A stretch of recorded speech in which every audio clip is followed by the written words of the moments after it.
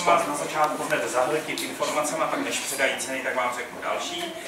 Děvnická hvězda je pořádána ve spolupráci s občanským sdružením při muzické škole.